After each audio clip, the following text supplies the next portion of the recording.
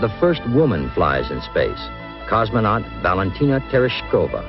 In her 48 orbits around the Earth, Tereshkova tallies more flight time in space than all the Mercury astronauts combined. Privet, meus telespectadores! O documentário de hoje vai ser apresentado por mim, Bárbara, e por mim, Ana, e vai ser sobre uma mulher fenomenal, Valentina Tereshkova. Ela foi a primeira mulher a ir ao espaço, uma russa que partiu da União Soviética em direção ao progresso da humanidade, o conhecimento do universo. Nascida em 6 de março de 1967, em uma fazenda a cerca de 300 quilômetros ao noroeste de Moscou, Tereshkova era filha de trabalhadores. O pai, motorista de trator, morreu na guerra contra a Finlândia em 1940. Aos 16 anos, ela desistiu de trabalhar do sonho de ser maquinista de trens e abandonou a escola para trabalhar em uma fábrica e em um moinho, a fim de ajudar a complementar a renda da mãe, que trabalhava na indústria têxtil. Aos 22 anos, Tereshkova entrou para uma escola de paraquedismo na região. Sem nem sequer esperar a permissão do instrutor, fez seu primeiro salto. Foram mais de 200 saltos, aterrissando em terra ou no rio Volga. Aprendi a esperar o máximo antes de buscar a corda, só para sentir o ar. 40, 50 segundos, de seu jornal The Guardian, em 2017. Não é realmente cair. Você sente um prazer enorme com a sensação de todo o seu corpo. É maravilhoso. Bom, você já parou para pensar que em 1961 um homem fez a primeira viagem ao espaço? Sim, foi um avanço para a época em questão de tecnologia. Mas é estranho. Ninguém fala sobre a primeira mulher que foi para o espaço. Sendo sincera, eu também nunca ouvi falar sobre ela. Como ela conseguiu ir ao espaço? Quanto tempo ela ficou lá? Apesar de ela ter passado por muitas coisas, a história de Valentina não para por aí. Após o fim da Segunda Guerra Mundial, surge o período da Guerra Fria, marcado pela troca de ameaças e a corrida armamentista entre os Estados Unidos e a ex-União Soviética, as duas potências econômicas e militares da época. E é aí que ela entra. Por causa do acirramento das disputas políticas e militares entre as superpotências, daí a chamada corrida espacial, capítulo da Guerra Fria, que revela uma das principais marcas da rivalidade entre os Estados Unidos e a União Soviética. E é óbvio que uma mulher no espaço ia ser inédito. Quase, mas ainda não chegou o momento da nossa cosmonauta brilhar. A União Soviética venceu a corrida espacial ao mandar o primeiro homem ao espaço, como eu já comentei antes, o Yuri Gagarin, em 1961. Não só isso, como o primeiro animal, a cadela Laika, em 1957, e finalmente a primeira mulher, Valentina, em 1963. Bom, sabemos que o Yuri Gagarin se tornou a primeira pessoa ao espaço a bordo do Vostok 1. Os soviéticos decidiram, então, empenhar uma missão para enviar a mulher ao espaço, como uma propaganda mesmo, antes que os estadunidenses tivessem essa ideia, para manter a tradição de serem os primeiros a enviar o primeiro satélite, animal e homem. E os militares encontraram o nome de Tereshkova em uma lista de membros de escolas de paraquedismo. Nos primeiros voos ao espaço, os pilotos tinham que sair da nave de paraquedas, devido ao perigo da aterrissagem mesmo. Nossa, mas que perigo, né, Ana? Imagina o tamanho da queda. Meu Deus! Mas o mais importante era achar candidatos que seguissem a linha ideológica do governo, com cartão de comunista ou mais ou menos membros da ala jovem do partido, o Cosmosol. Tereshkova se encaixava perfeitamente nos dois requisitos e foi convidada a participar do programa de cosmonautas em Moscou. E eu ouvi dizer que a história foi adaptada e tanto Tereshkova quanto propagandistas soviéticos diziam que ela estava tão animada com o anúncio na rádio sobre voos que se voluntariou para o serviço. Mas não tinha só ela na lista de voluntárias. Outras 4 mulheres participaram do programa, que constituiu em um treinamento de 7 meses com testes físicos, pilotagem de jatos e isolamento. Nossa, mas deve ser muito difícil treinar para ser cosmonauta. Tem que ser muito forte mesmo. Realmente, tem que ser muito habilidoso e capacitado para ser cosmonauta. E é por isso que no fim sobraram 2 finalistas, Valentina Ponomariova e Tereshkova, que iam ao espaço em naves separadas. Só que de última hora foi decidido que só uma delas iria ao espaço. Por quê? Levar 2 mulheres seria bem melhor que uma, não? Seria sim, e a outra candidata, Valentina Ponomariova, era considerada mais estudada e preparada do ponto de vista técnico, mas Tereskova era mais carismática e considerada a mulher soviética ideal, uma comunista devota e trabalhadora humilde. Isso foi uma jogada de mestre, as fotos dela são lindas. Então, Tereskova foi escolhida para tripular o Vostok 6, se preparando para o lançamento da espaçonave no dia 16 de julho de 1963.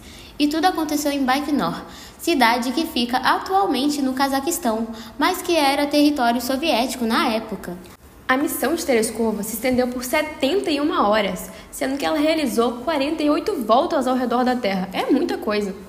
Só que ela passou por muitos problemas durante a missão. O programa da espaçonave, que ao invés de se aproximar da Terra, estava fazendo a nave se distanciar. Ela teve que assumir o controle manual para que pudesse entrar novamente na atmosfera terrestre. Nossa, só de pensar já me dá medo. Essa nem é a pior parte. Ela estava a cerca de 6.000 metros de altitude, então ela se ejetou da cápsula da Vostok 6 e desceu o restante desse percurso de paraquedas.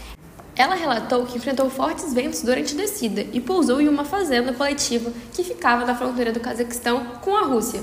E Tereskova ainda jantou com os moradores locais e depois foi resgatada, uma querida. Sim, mas coitada, ela sentiu fortes náuseas e dores de cabeça. Mas apesar disso, a missão foi um sucesso e fez dela a primeira mulher cosmonauta da história. Ao retornar, Valentina foi recebida pelo povo soviético como heroína. Uma estátua em sua honra foi colocada no local de sua aterrissagem. Além disso, uma cratera lunar e um asteroide foram batizados com os nomes em sua homenagem. Em 1963, Tereskova se casa com o também astronauta Adrian Nikolaevich e tem uma filha. Foi bem impressionante para a mídia na época, um casal de cosmonautas. Mas ela acaba se divorciando em 1982 e se casa novamente com o médico Yuri Shaposhnikov. Ela decide sair do programa espacial em 1969, após se formar em engenharia pela Academia Militar da Força Aérea de Zhukovsky. Afinal, era um sonho dela também. Valentina passou a se dedicar à política. Hoje ela atua como deputada pelo partido do presidente Vladimir Putin, o Rússia Unida. Isso foi um marco. Além de cosmonauta, Valentina agora era uma figura política importante na União Soviética.